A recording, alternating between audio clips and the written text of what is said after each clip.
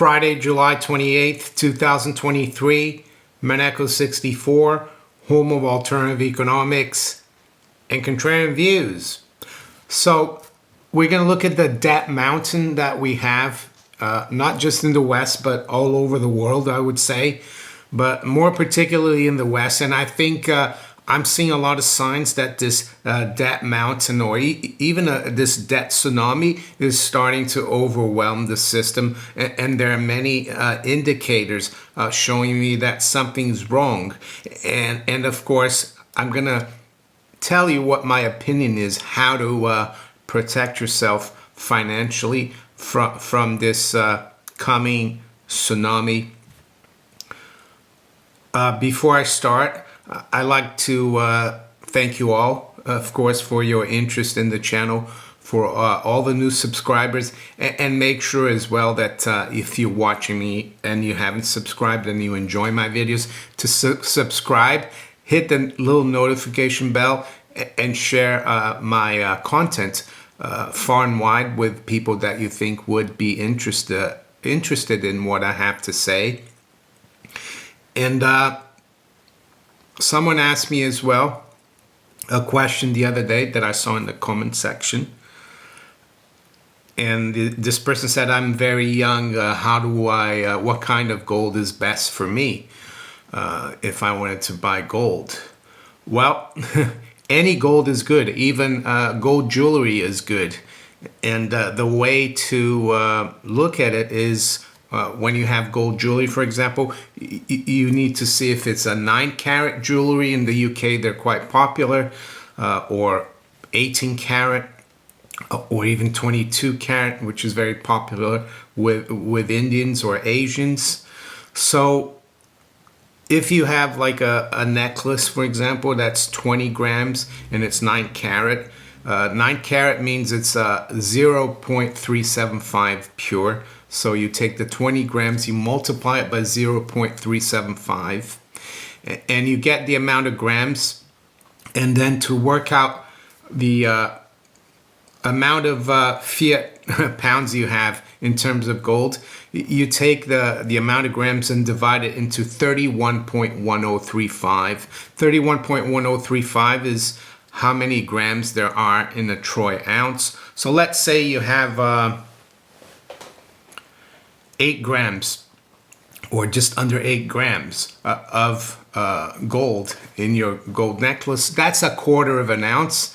So with the price about around 1,500, yeah, you can work out that your necklace should be worth between 350 and 400 pounds or thereabouts. So you could always, if you needed the fiat currency for an emergency, take it to a pawn shop or a bullion dealer or people who buy gold, and if they offer you 200, you know that it's a bad offer. So that's the first way. Your jewelry, that's worth something if you have gold jewelry. And then if you're really interested in starting to accumulate gold and silver, I would say to just start. That's how I did it. I looked up back in 2002. I went on Google back then, and I found the numismatic dealers, but also bullion dealers in London. And that's how I found out about gold investments, and I went there. And also I found out about John Haynes, who was a jeweler in the city. And you just go there, and if you do want to meet Oliver or Simon, you can make an appointment and go into the city of London and talk to them, and they'll tell you what is the best gold to buy, gold coins or bars, or silver coins or bars. But it's not rocket science, and any gold is good. It doesn't matter. Yeah, as long as you buy some gold and silver. Of course, there are tax implications of buying foreign gold in the UK, but yeah, that's something that you shouldn't really worry about if you're just starting out. So, of course, many of you have asked me throughout the years where to get gold. And I've built up a group of affiliates here in the UK. Of course, I've got Gold Investments, and in North America, I've got ITM Trading and Miles Franklin. All the details are below in the description. So back to the debt situation, and I reiterate, and I'm saying this because that's the way I feel about it, and I've been looking at this system for over 20 years, and I've known since around '02 that it isn't a system, or wasn't a system fit for purpose, that we would eventually be in the situation we are. Yes, they've dragged it on for a long time. I see a lot of comments in the comment section saying, well, nothing's happening. Well, believe me, a lot is happening. It's just that there's a lot of distractions out there, of course, and I don't have to tell you which ones, right? Something to do with ET. Gerald Celente once said, when everything fails, they'll take you to war. But I think that's even failed. So when everything fails, when they can't take you to war, well, they'll bring you aliens. So while everyone's distracted with this, Mitch McConnell or Trump or the situation with Nigel Farage, we've got the debt situation unraveling, in my opinion. Yes, they could keep it going for a while longer, but they will only do that through creating more debt, because that's how the system works. And the reason why it's unraveling is because, unlike since about the beginning of last year, prior to that period last year when central banks started raising rates, we had zero rates in QE since 2008, 2009, and even before then, I would argue, since after the dot-com bubble burst, central banks were conducting very loose monetary policy. In real terms, interest rates were very close to zero or even negative. Can you believe that the ECB raised rates yesterday to 3.75? And that's the highest rate they've had since the ECB began operating in 2001. Well, that's crazy, isn't it? Because historically, interest rates should be a lot higher than 3.75. So what's happening now is that that's all finished now. And of course, there are a lot of people out there who still think interest rates are going to drop, yields are going to drop. That's their wishful thinking. And they could be right temporarily, but in the medium to long term, it's all going the other way now. It's payback time. And that's why I think that tsunami is starting to show chinks in the armor of the central banks. I'm seeing a lot of indicators, and it's starting to overwhelm the system. So do you really want to have too much in this system in terms of stocks, bonds, money in the bank, any paper asset? Maybe a little bit that you can risk losing. I have a little bit in the mining stocks, but I want to be outside the system as much as possible, not just to protect my savings, but also not to keep financing this crazy system. So I made a video 3 days ago about the Japanese yen winning the race to the bottom. And if you haven't watched that, you can. I'm going to put it up in the cards. Of course, I have a playlist about the Japanese yen carry trade. And the Bank of Japan met yesterday and today. And yes, even the Bank of Japan is having to tighten monetary policy, even though their base rate is still negative 0.1. But they have a huge problem because the national debt in Japan is 300% of GDP. So they can't afford to let long-term JGB yields go too high, Japanese government bonds. And why is that? Well, because it would bankrupt the Japanese government. But the flip side of that is that this policy of keeping Japanese bond yields low through yield curve control, which is basically saying the central bank is not gonna let yields go to that level. If it goes, we'll start buying or doing QE. The flip side is that the yen has been very weak, as I said 3 days ago, and it's really tough now for the Bank of Japan to set monetary policy, and they're looking silly, really, the way they've come out overnight, and like Zero Hedge says, BOJ tweaks yield curve control for greater flexibility, sending bond yields soaring. And I also read the article in the FT, Bank of Japan monetary policy tweak sends bond yields to 9-year high. So it's really weird because they're saying that because right now, up until today, they said that the 10-year yield couldn't go above 0.5, and if it did, they would start buying JGBs to bring that yield back below 0.5. Don't forget that prior to December, I think the limit was 25. So now they've come out and said our target is still 0.5, but if the 10-year yield goes to 1%, we're gonna start buying JGBs. So it's like they want to target 0.5, but they're saying they're gonna let it go to 1%. And I think what this means is that they're really between a rock and a hard place, and they're trying to make it seem that they're tough. So basically, I think the JGB yield is now really gonna probably stay between 0.5% and 1%, maybe in the middle there at 0.75%. Or if the market and investors have a bit of faith still in the BOJ, they'll keep it below 0.5%.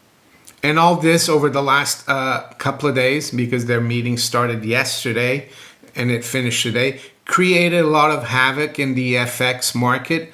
The dollar dropped massively yesterday and even today versus the yen. And now it's rebounded. It also led to the stock market coming off, and it led to treasury yields going up, and even yields here in the UK are going up. So Japan is a very important part of all this Ponzi scheme, as I've always said, and we need to keep an eye on it. So what are other indicators that I think are showing that there is a debt problem? Well, I saw this yesterday from Sven Henrik, Northman Trader. He tweeted out, and this is the federal government current expenditure interest payments. So it's approaching $1 trillion, and it's really taking off. So that's why Japan is really important, because if the Japanese central bank, the BOJ, loses control of things, you could see the yen go a lot stronger, the dollar drop, and you could see bond yields, not just in the US, but in the UK and Europe, go through the roof, and it would be very disruptive. And that's why I think there's some kind of tsunami on our way. Of course, it's difficult to know exactly when, but you want to be prepared for the tsunami. You run for the hills. You don't wait until the tsunami approaches.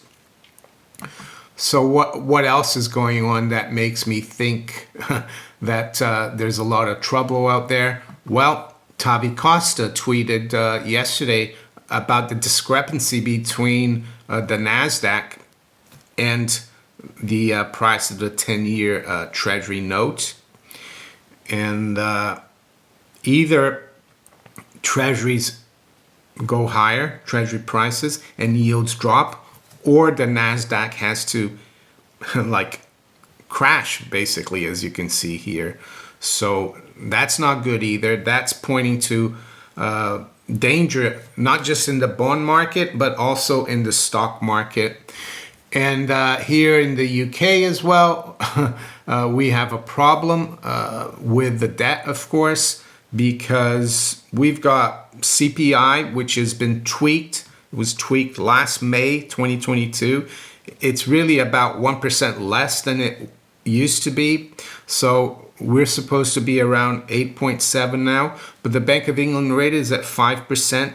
So real rates are still negative in the UK, and they can't afford to raise rates above the CPI. And real CPI is probably more around 9 or 10%. And that's why, despite the fact that mortgage rates have gone up, the housing market's still holding steady. Prices are still highly elevated. And we have this propaganda. That's all I can say. It's just for show, to maybe tell people they're trying to do something about it. And I saw this yesterday. This is from Rishi Sunak, the Prime Minister. And he said, "Today I met some of the people helping us make the dream of home ownership a reality for more Londoners. Too many people can't get onto the housing ladder because not enough homes are being built in London. So I'm stepping in to boost house building where it's most needed." So is he stepping in with his father-in-law's fortune to build houses? No, he's stepping in with money from the people that can't afford to buy houses. And what do I mean by that? Well, he's taking money from us, the taxpayer, to build some more homes. And prices haven't gone up because there isn't enough homes. Prices have gone up because rates have been kept artificially low. And people have known this for centuries. And you can find it here in this book, which I'm reading, how artificially keeping interest rates low helps property prices, helps financial assets. So here we have the Prime Minister doing a photo op, smiling with people, taking selfies and saying, "Oh, don't worry, we're going to build a few more homes and prices are going to come down." There's no chance in hell that will happen. And what's this got to do with the debt tsunami? Well, because the right thing to do is to allow rates to go positive in real terms, but that would bring the whole house of cards down. It would make, of course, houses very affordable for those who have done the right thing, i.e. save, not just in fiat currency, but in real wealth. You'd be able to maybe buy a property, or even not just people who have saved, but also people who have a good job, who work hard, and despite that can't afford to buy a home. So that's another sign there. So what do I think is going to happen here in terms of the BOJ and the whole system?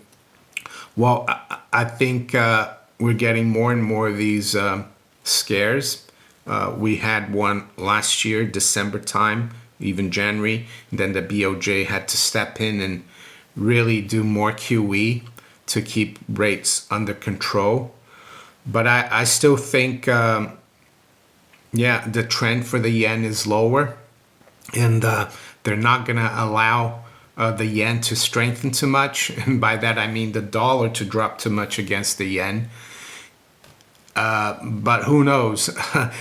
They're juggling many plates, not just the BOJ, the Fed, the Bank of England, the ECB, and it's all to do with the debt and interest rates. So there you go. So with that, let's quickly look at where the markets are this morning. It's 8:22 a.m. London time. So let's see spot gold, 1951.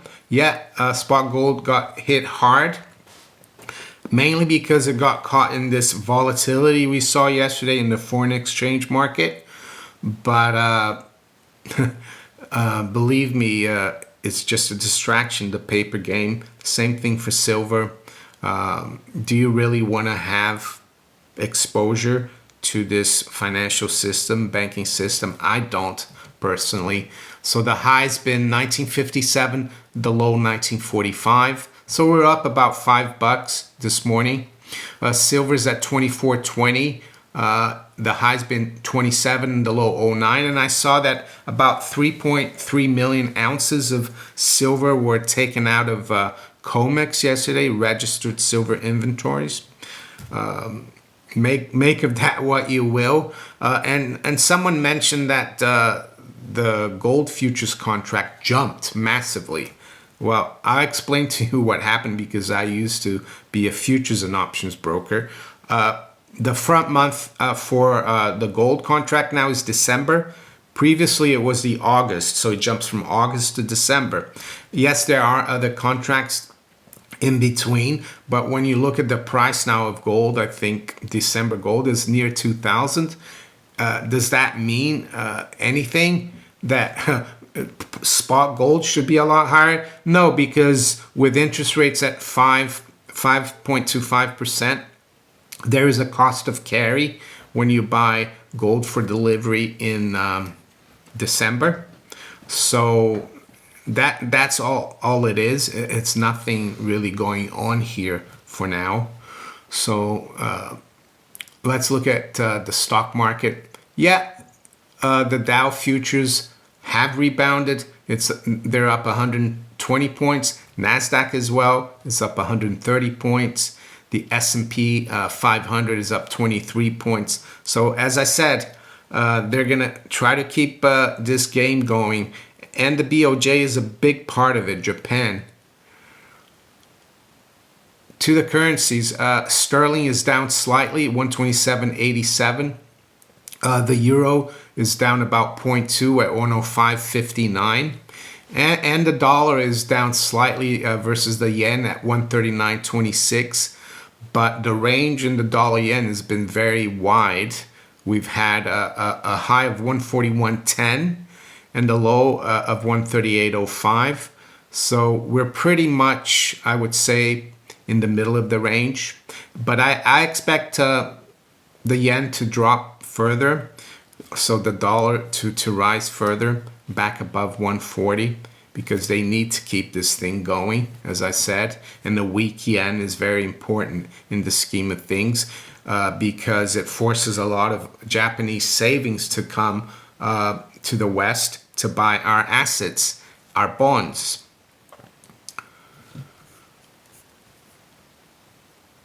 The dollar is down slightly versus the yuan at 715.70. And the Aussie dollar has been hit pretty hard here. It's down over 1% versus the dollar at 66.32. And I've just looked here why I think the Aussie dollar is so weak is because you had retail sales figures in Australia, and they dropped quite hard. And now people think that the RBA will not raise rates in August. So that's the story there for the Aussie dollar and my Aussie viewers.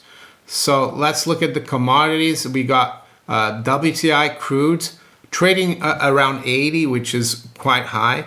It's rebounded quite a bit in the last few weeks.